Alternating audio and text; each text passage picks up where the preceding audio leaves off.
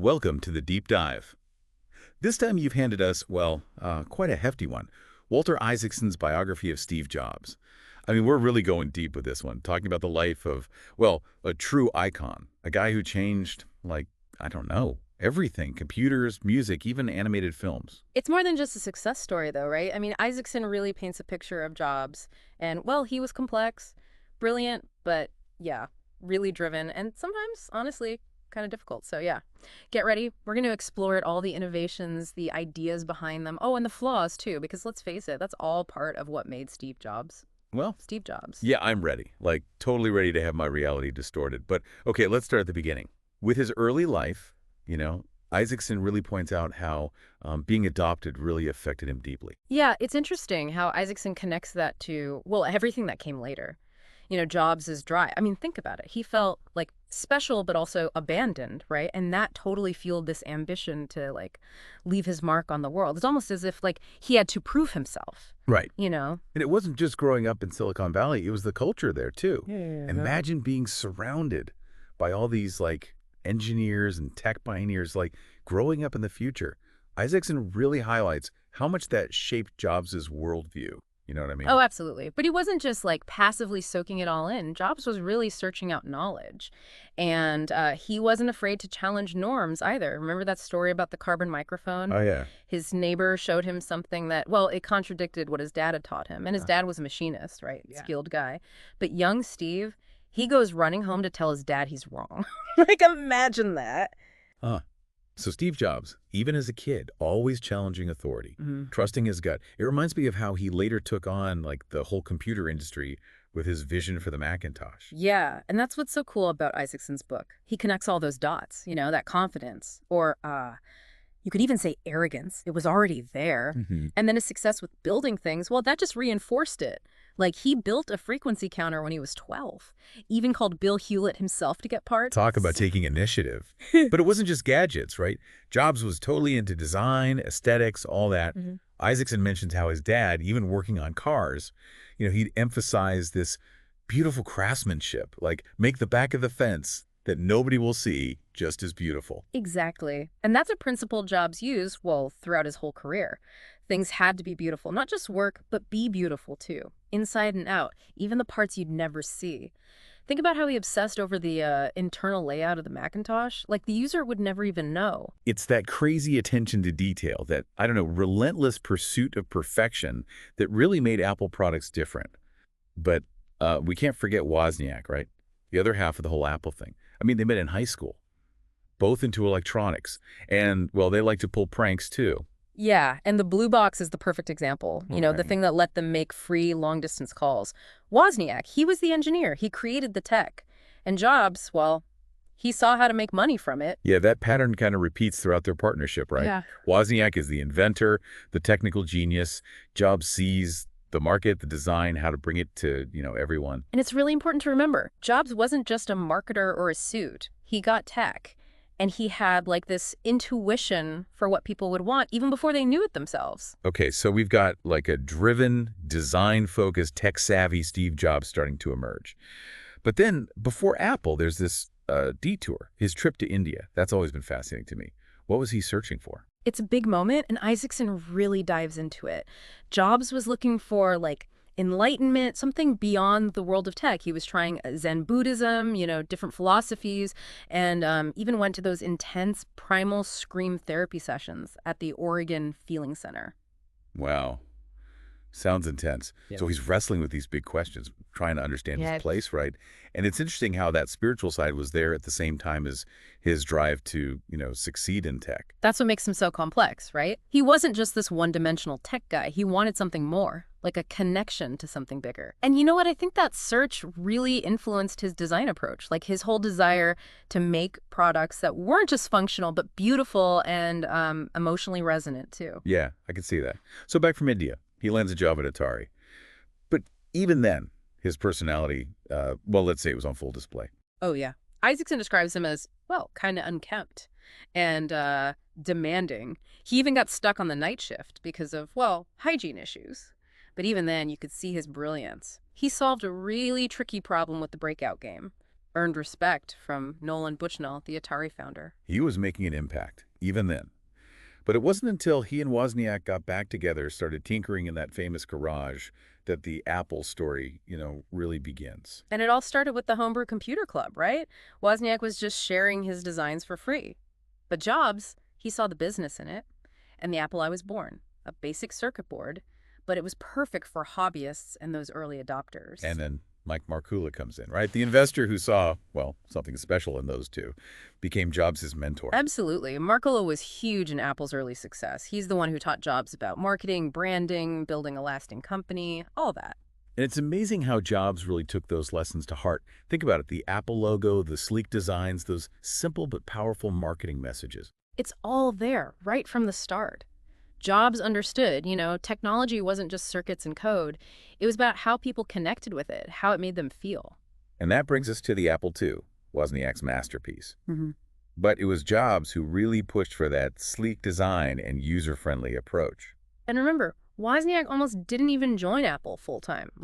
He was happy as an engineer, didn't want to manage. It took a lot of convincing from Jobs and, others to get him on board. There's that dynamic again. Wozniak, the innovator, Jobs seeing the bigger picture. And that led to the Apple II becoming, the first truly successful personal computer, right? It's a whole new era of computing. But, that's just the start of the story. The Apple II, man, it really took off. But, Jobs, he wasn't about to just sit back and relax. He was already thinking, way ahead to the future of computing. And for him, that future was visual. Right. That's where Xerox PRC comes in. Jobs visits their research lab, and bam, he sees the Alto, one of the first computers with a graphical user interface, a GUI. Fully blew him away. Yep. It was a total game changer. I mean, instead of typing commands on a, boring black screen, you could interact with the computer visually. Using icons, windows, a mouse, it just made sense. It was intuitive, engaging, and, man, powerful. Jobs realized right then computers could be for everyone, not just, tech nerds. It's funny to think about now, but back then, clicking on icons and dragging windows around, that was whoa. It changed how we use computers, forever. Totally. And Jobs, he was all about design and user experience, right? He knew he had to bring this to Apple, but it wasn't exactly smooth sailing. The Lisa project, it's supposed to be a cheaper version of the Alto, but it got all bloated, expensive, and Jobs, he clashed with the Lisa team. Big time. And that's where his reality distortion field comes in, right? Yeah. The thing Isaacson describes is Jobs' ability to, bend reality, to make the impossible happen. It wasn't magic, though. It was this mix of, charisma, being super persuasive, and just relentless optimism. Plus, a willingness to push people, way beyond what they thought they could do. Jobs believed he could do anything. And he often, made other people believe it, too. But that also led to some issues, right? Like with the Macintosh team. Jobs was obsessed with the Mac. The design, the interface, that whole GUI thing. He pushed his team like crazy, demanding perfection. Even, sometimes yelling at people who didn't meet his, let's say, high standards. Classic Jobs, right. He had to control everything, the hardware, software, marketing, everything. And yeah, it created a ton of tension, burnout even, but it also created this culture of, excellence. And that became part of, Apple's DNA. Isaacson has this great story about Jobs going to Japan to get the 3.5-inch disk drive for the Mac. Jobs loved this, kind of crude prototype from this company, Alps Electronics. But his engineering manager, George Crow, he was totally horrified. The thing was unreliable. But Jobs insisted, and get this, Alps actually delivered. It's Jobs' intuition going up against, practical engineering. He had this vision, right? And he just knew Alps could do it, even when they were, nowhere near ready. It was a huge gamble. But it, totally paid off. And then there's the design of the Mac itself. Jobs obsessed over every single detail. The shape of the case, the fonts, everything. He even used, his dad's carpentry lessons. Insisted on a beautiful piece of wood on the back of the machine, even though nobody would ever see it. He believed in quality in every part of the product, even the hidden ones. And that went for the packaging, too. Remember how he made the design team redo the box a zillion times until it was, perfect, to him at least. Oh, totally. And then there was that Super Bowl ad, the 1984 one directed by Ridley Scott. Man, that was a cultural moment. Apple was the underdog fighting against conformity, against the big brother of IBM. Marketing genius. It cemented Apple's image, in everyone's mind. But even with all the hype, the Macintosh, well, it struggled at first. It was pricey, didn't have enough software. Jobs was fighting with John Sculley, the CEO he brought in, about the price and, a whole strategy. And the relationship, it just fell apart. hmm Isaacson goes into the details, all the tension, and then that awful dinner where Scully says, Apple has one leader, Steve and me. Ugh. Jobs felt totally betrayed, like stabbed in the back. So he started building his own power base at Apple, taking employees for this secret project called Annie that became the Next T computer. But, his power grab, it backfired. He got kicked out of Apple. It's like a Greek tragedy, the visionary leader brought down by, well, himself. But Isaacson makes it clear Jobs' story wasn't over. He still had so much to do at Next T and eventually back at Apple. The Next T part is really interesting. Jobs poured his heart and soul into this computer. It was super advanced, but it didn't sell. But then he bought this little graphics company. Pixar. Pixar, now that's a twist. Yeah. From computers to, cartoons. Yeah. At first, Jobs thought Pixar was a hardware company, but John Lasseter and Ed Catmull, they showed him what it could really do. Storytelling. And then Toy Story, the first fully computer-animated movie. It was a huge deal, not just for the tech, but for, our culture. It changed animation forever. And it taught Jobs some important lessons about collaboration, about letting creative people do their thing. He learned that sometimes the best ideas come from, well, unexpected places. And to succeed, you gotta trust other people's expertise. So Nexty was struggling, but Pixar was booming.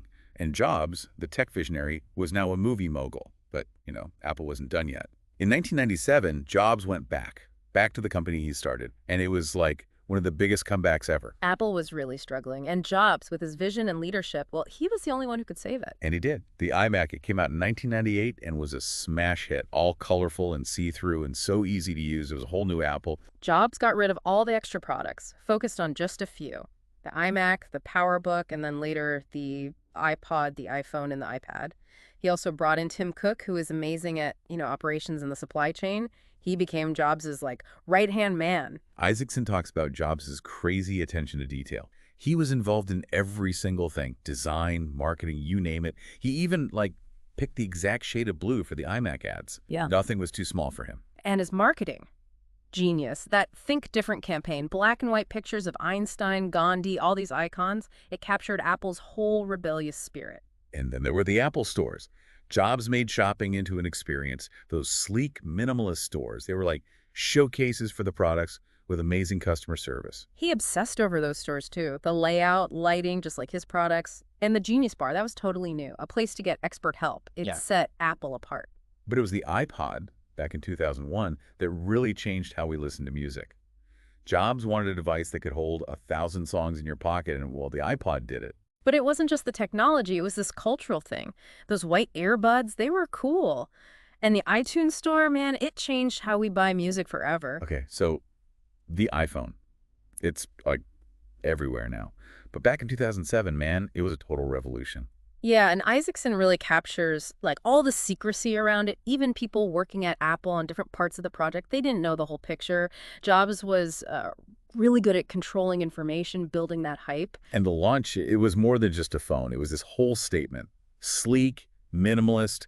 It totally redefined what a phone could be. It was like everything Jobs loved, all rolled into one. Beautiful design, easy-to-use software, and that laser focus on the user experience.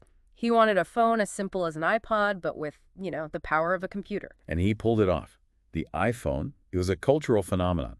Remember those crazy lines outside Apple stores? People had to have it. And it wasn't just hype, right? The iPhone really delivered. That multi-touch interface, the App Store, how it all just worked together. Music, photos, the internet, it could do everything. And then, bam, a few years later, the iPad. Jobs saw this gap, right? Something bigger than a phone, but easier to carry than a laptop.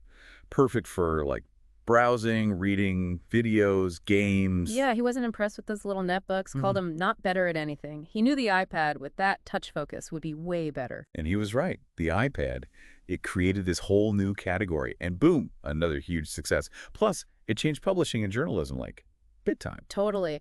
The iBook store took on Amazon and their ebooks. And don't forget Jobs' fights with the music industry.